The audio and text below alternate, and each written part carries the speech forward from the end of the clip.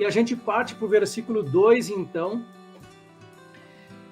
Vi então, e eis um cavalo branco e o seu cavaleiro com um arco, e foi-lhe dada uma coroa, e ele saiu vencendo e para vencer. Quais as traduções que eu tenho a respeito desse segundo versículo? Vamos para a NVI. Olhei, e diante de mim estava um cavalo branco. Seu cavaleiro empunhava um arco, e foi-lhe dada uma coroa. Ele cavalgava como vencedor, determinado a vencer.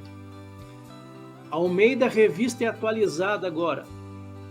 Vi então, e eis um cavalo branco, e o seu cavaleiro com um arco, e foi-lhe dada uma coroa, e ele saiu vencendo e para vencer. A nova tradução na linguagem de hoje: olhei e vi um cavalo branco, o seu cavaleiro tinha um arco, e lhe deram uma coroa de rei, e ele saiu vencendo e conquistando. Essas são as traduções a respeito deste versículo 2, e aqui vocês podem ver que eu destaquei então a parte A desse versículo, um cavalo branco e o seu cavaleiro com um arco. Então, o que as referências bíblicas a respeito disso nos trazem? Vamos começar com um spoiler. Apocalipse 19:11. E vi o céu aberto, e eis um cavalo branco, e o que estava sentado sobre ele chama-se Fiel e Verdadeiro, e julga e peleja com justiça. Então, prestem muita atenção a partir de agora.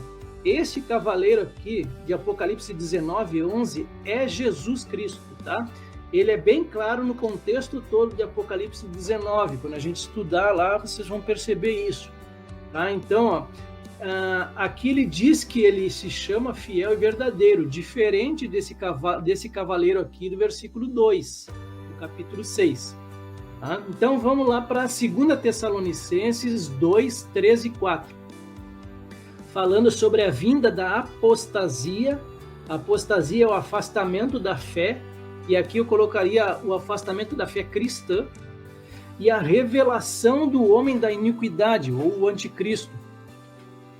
Ninguém de modo nenhum os engane, porque isto não acontecerá, isto que, a vinda de Jesus, sem que primeiro venha a apostasia e seja revelado o homem da iniquidade, o filho da perdição, o qual se opõe e se levanta contra tudo o que se chama Deus ou é objeto de culto, a ponto de assentar-se no santuário de Deus, apresentando-se como se fosse o próprio Deus.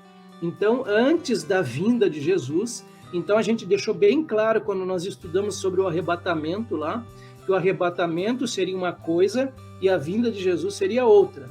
Dois acontecimentos distintos um do outro, segundo a doutrina pré-tribulacionista.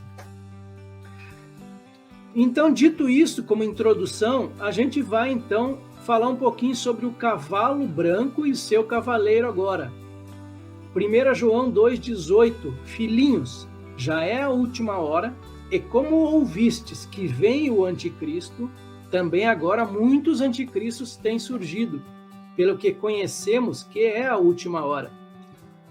Diz assim então, Ezequiel 38, 14 a 16, portanto, profetize, filho do homem, e diga a Gog, diga ao anticristo, assim diz o Senhor Deus, será que naquele dia, quando o meu povo de Israel estiver vivendo em segurança, você não ficará sabendo?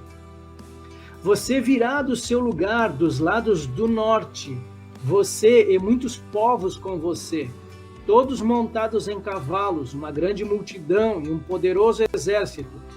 Você subirá contra o meu povo de Israel como nuvem para cobrir a terra. Nos últimos dias, trarei você contra a minha terra, para que as nações me conheçam, quando eu tiver revelado a minha santidade em você, ó Gog, diante das nações. E esse cavaleiro, ele tinha um arco. E a respeito desse arco, o que a palavra de Deus nos traz como referências paralelas a respeito disso? Via de regra, a maioria das referências, elas falam de homens ímpios, de reis ímpios, quando se trata de arco aqui. Então vamos lá. Ezequiel 39, versículo 1 ao 4. A queda de Gog, uma referência ao anticristo e seus exércitos congregados. Tu, pois, ó filho do homem, profetiza ainda contra Gog, contra o anticristo, e dize: assim diz o Senhor Deus, eis que eu sou contra ti, ó Gog, príncipe de Ros, de Meseque e de Tubal. Todos esses três aqui que foram mencionados, a gente vai estudar isso mais à frente, são descendentes, né, de Magog. Tá? Magog é a Rússia hoje. Far-te-ei que te volvas e te conduzirei, far-te-ei subir dos lados do norte e te trarei aos montes de Israel. Tirarei o teu arco da tua mão esquerda e farei cair as tuas flechas da tua mão direita. Nos montes de Israel cairás tu e todas as tuas tropas, e os povos que estão contigo. A toda espécie de aves de rapina e aos animais do campo eu te darei, para que te devorem. Salmo 11, 2. Salmo de Davi. Porque eis aí os ímpios, armam o arco, dispõem a sua flecha na corda, para as ocultas dispararem contra os retos de coração. Jeremias 49, 35. Assim diz o Senhor dos Exércitos: vejam, quebrarei o arco de Elão.